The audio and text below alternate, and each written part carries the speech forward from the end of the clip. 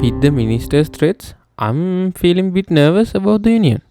In that way, a village wouldn't even be able to have a death aid society or welfare society.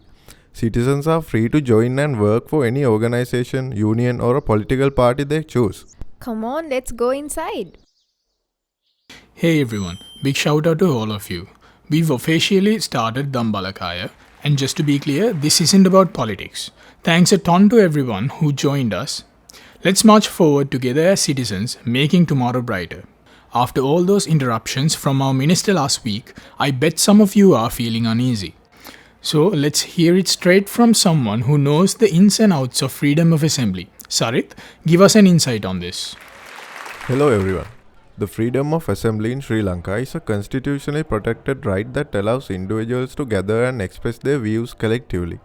This right is enshrined in the Constitution of Sri Lanka, specifically in Article 14(1)(b), which states that every citizen is entitled to the freedom of peaceful assembly. This right is crucial for maintaining a democratic society, as it enables people to come together to discuss issues, speak up, protest, advocate for change if things aren't going well for our country and our village.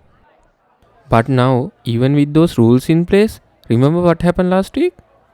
Yes, that's true. In practice, the freedom of assembly in Sri Lanka has faced many challenges. The government and law enforcement agencies have at times imposed restrictions on public gathering, especially those that are politically sensitive or critical of the government. For example, if you want to do a protest, you need to get permits. Next, you might have even seen dispersing unauthorized assemblies. Things like using force to control crowds. Human rights organizations have often criticized these measures as being excessive and a violation of fundamental freedoms. Moreover, the political climate and legal framework can influence how freedom of assembly is upheld. During periods of political unrest or states of emergency, the government may evoke special powers to limit assemblies more strictly. That's a big mistake. Freedom of assembly is so important for society. Yeah, let's keep this like a discussion. Let's hear from Charya on why freedom of assembly is so important for a society. I already explained him. I'll tell you, but if I miss anything here and there, I'm grabbing Sarit's book. Thanks to the freedom of assembly, people can basically express and share their opinions, just like we are doing right now. Next, by enabling people to gather for protests, rallies or public meetings, freedom of assembly encourages active participation in political process. It fosters a sense of community and empowers citizens to engage with social and political issues directly. Looking back at history, it's clear that major social changes happened where people came together.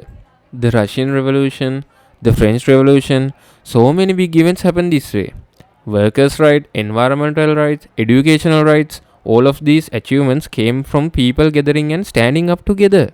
Public assemblies act as a form of check on government power. When the citizens of a country are vigilant, it deters government overreach and abuse of power. That's why we say we need a strong opposition. Wait, I'll explain.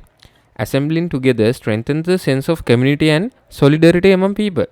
Now check us out. We are strong, fired up, and feeling proud. Ayyo, continue this please. Meetings like this can bring those specific issues into focus. If there's a meeting in our junction, everyone finds out about it almost instantly. Charya's totally got what I was explaining. Yes, but I didn't quite catch the next point about maintaining human rights. I'll tell you that. Freedom of assembly is recognized as a fundamental human right in various international human rights instruments, such as the Universal Declaration of Human Rights and the International Covenant on Civil and Political Rights. Upholding this right is essential for maintaining the integrity of human rights standards globally. Ah, I got it. Now it's the last point. Sarit, why don't you go ahead and brief it yourself? The other reason why it is important in society is because it brings economic and social benefits. When we fix the instability issues in our society, things will really improve for everyone. See, the bridge in our village has been broken for nearly a year now. It's too risky to use, so we have to take the long way around to town. If we all come together and get the authorities to notice, it will be better for all of us. Now that's a superb idea. Oh, I think it's gonna rain. Okay, let's hold this session for the tea break.